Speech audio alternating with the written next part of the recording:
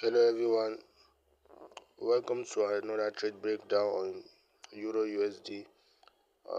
I'm going to start this trade breakdown on the weekly time frame, and I would like you guys to stop everything you are doing and focus on the video so you can get the information that you will need on your own trading.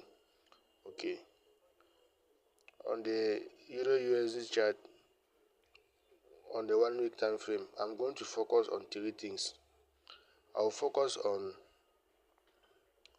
the market profile, and I'll focus on the key levels, and then I'll focus on the dealing ranges.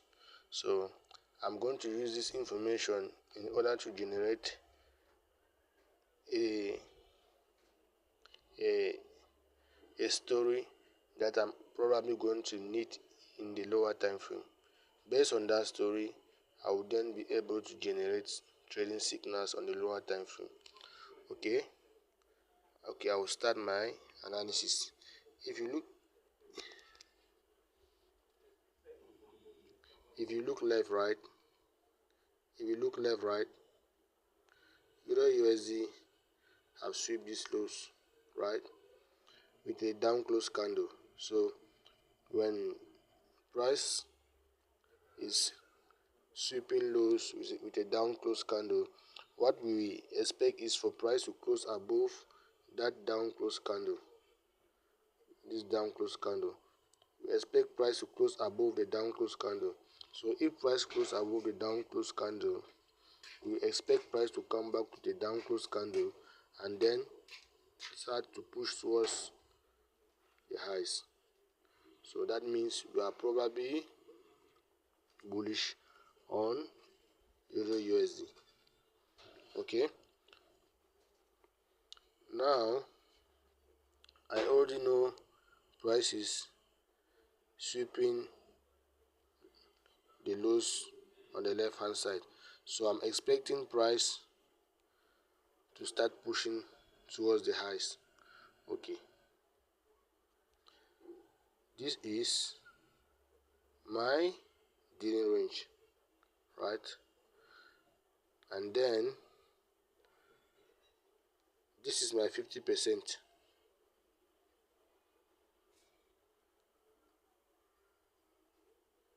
Right, this is my 50%.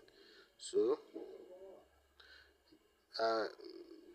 below 50%, I'm looking for buying opportunities, and above 50%, I'm probably gonna be looking for selling opportunities. So below 50%, that simply means I am at discount, and above 50%, that means I am at premium.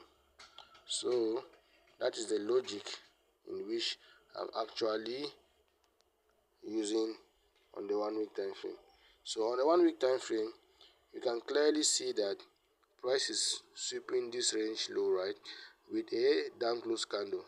So the moment price actually closes above that down close candle, we are expecting price to come back to that down close candle and then use that down close candle as an order block, then to start pushing price towards the upside. So I always talk of this whenever I'm trading the lower time frame. Right? You can use model number one entry in order to build a system, right? To build an idea, right, that you can probably be using on the lower time frame. So you can use the model number one in order to build a trade idea that you can use in order to have a direction on the lower time frame. So right now you can clearly see this rejection candle, right? This second last week candle, right, rejecting on this key level, right? So we can then expect a reaction from there. Right now you can clearly see this is a 3 candle sequence, right? This is a 3 candle sequence. 1, 2, 3. So this bearish candle, right? It is my accumulation candle, right? This bullish candle here is my manipulation candle. Let me make it. This is my accumulation candle here. This is my manipulation candle. So I'm expecting distribution. So distribution towards the high of my accumulation candle. This is 50%. So my TP1 is 50%, and then my TP2 is the opposing end of the range. So make sure you focus on what I'm explaining, so you guys can probably do proper top-down analysis whenever you are on your own. So take note, this is the logic in which I'm going to use on my lower time frame. Okay, right now I'll quickly map up my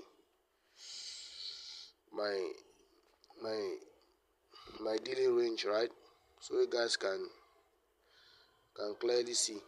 So you can see that this bearish candle that I said it was accumulating is how I normally love to identify my CRT.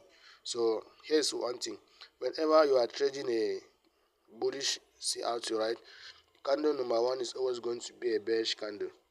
And then whenever you are trading a bearish CRT, right, candle number 1 is always gonna be a bullish candle. So that is only what I want you to focus on. Candle number 1 is always a bearish candle whenever we are trading in a bullish CRT. Okay, take note of what I'm explaining. When you are going to be face head on your own chart, you have to just focus on these details in which I'm releasing here.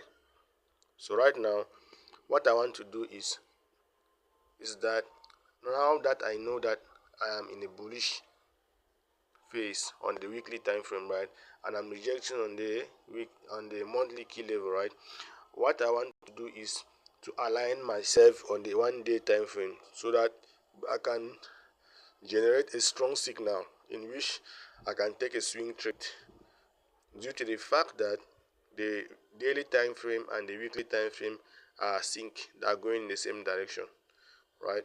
Okay, and I also like you guys to note something on your booklets. So the strongest key levels, right, so far are those of the 1 week time frame and those of the 1-day time frame. So focus more on those levels because they have a very good reaction whenever I'm trading. That's my experience so far. So right now I'll go to the 4-hour time frame.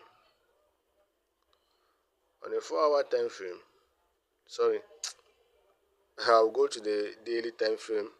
On the daily time frame, I'm gonna be looking, in order to have a bullish CRT, that is a CRT that aligns with the weekly CRT, that is going to give me a high probability setup, because I am trading in the same direction with a higher time frame. So anything that is not bullish is going to be a low probability, due to the fact that on the 1-week time frame we are already bullish. So focus on this information I'm giving you. So on the 1-day time frame, you can clearly see that with price is coming back to this order block, right? Price is coming back to this order block, and I can call it my model number 1, right? You can clearly see that price is coming back to this order block, right? You can call it our model number 1.